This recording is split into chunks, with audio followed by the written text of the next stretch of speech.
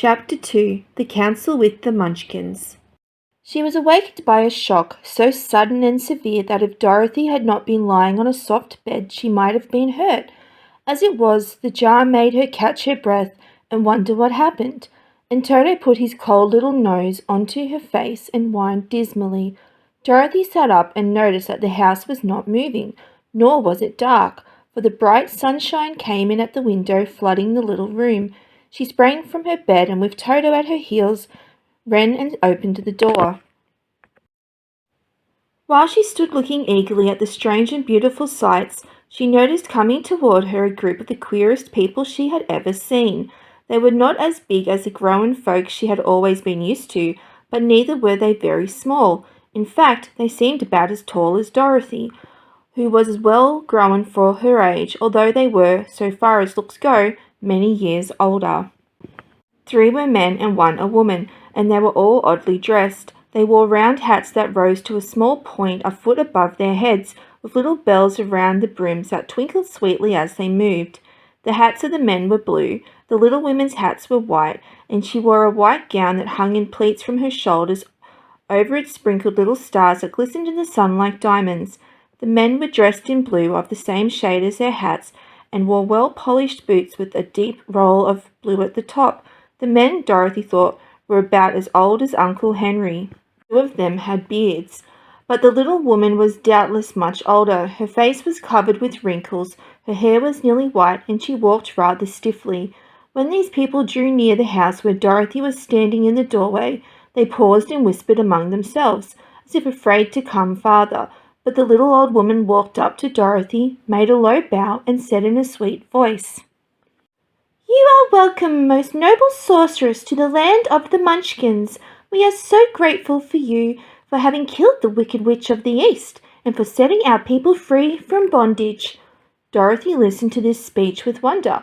What could the little woman possibly mean by calling her a sorceress and saying she had killed the Wicked Witch of the East? Dorothy was innocent. She was a harmless little girl who had been carried away by a cyclone many miles from home, and she had never killed anything or anyone in her life. But the little woman evidently expected her to answer, so Dorothy said with hesitation, "You are so very kind, but there must be a mistake. I have not killed anything." "Your house did anyway," replied the little old woman with a laugh. "Ha ha ha! And that is the same thing. See?"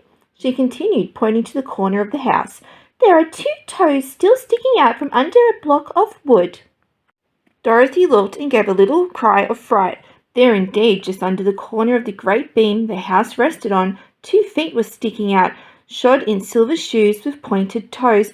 Oh dear, cried Dorothy, clasping her hands together in dismay. "The house must have fallen on her. Whatever shall we do?" "There is nothing to be done," said the little woman calmly. "But who was she?" asked Dorothy. "She was the Wicked Witch of the East, as I said," answered the little woman.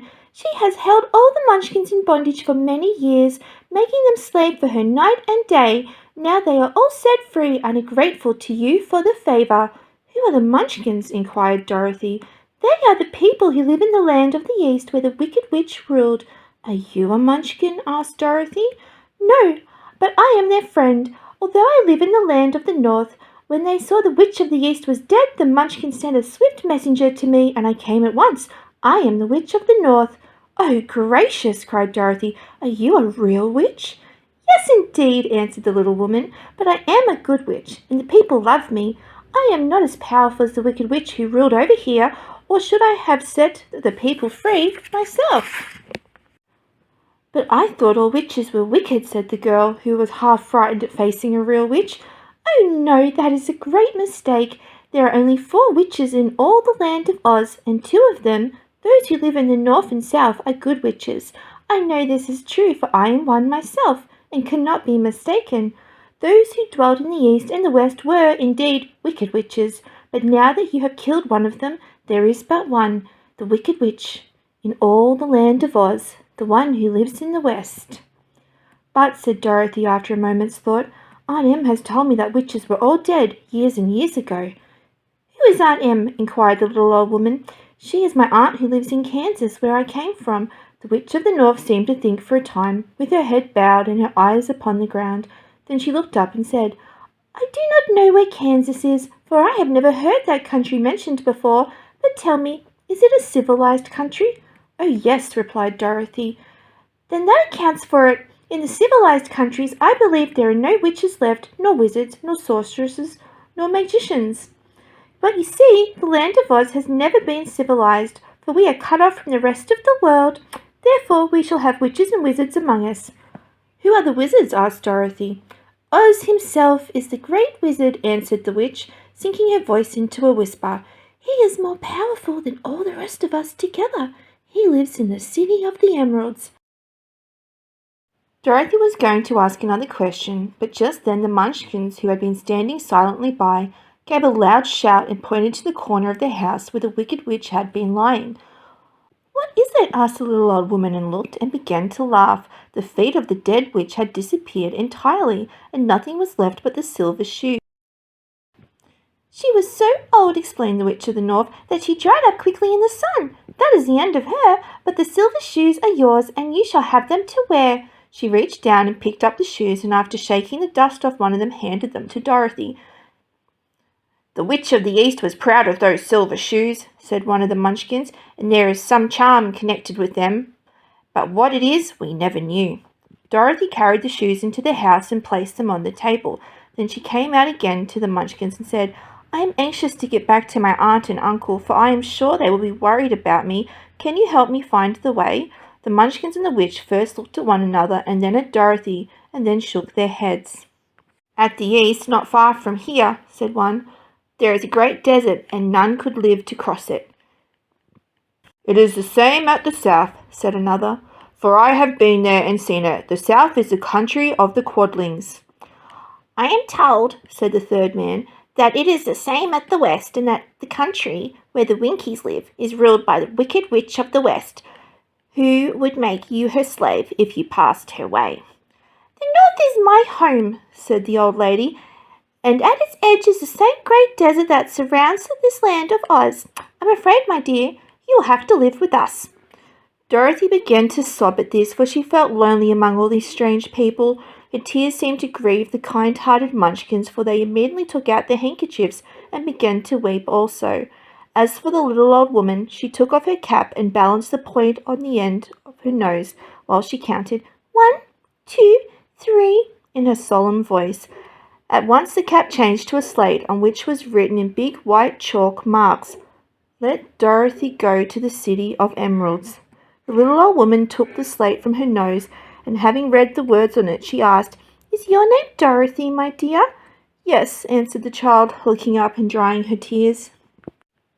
Then you must go to the city of emeralds. Perhaps Oz will help you. Where is this city? Asked Dorothy. It is exactly in the centre of the country and is ruled by Oz, the wizard I told you of.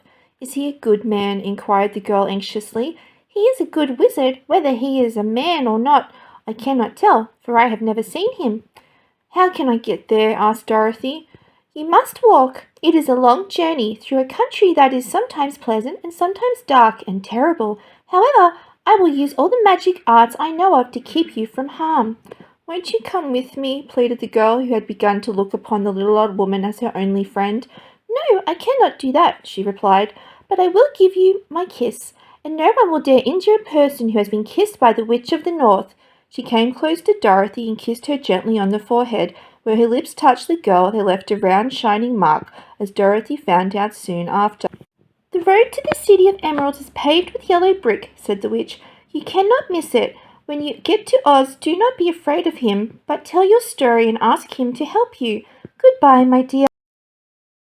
The three Munchkins bowed low to her and wished her a pleasant journey, after which they walked away through the trees. The witch gave Dorothy a friendly little nod, whirled around on her left heel 3 times, and straightway disappeared, much to the surprise of little Toto, who barked after her loudly enough when she had gone, because he had been afraid to growl while she stood by. But Dorothy, knowing her to be a witch, had expected her to disappear in just that way, and was not surprised in the least.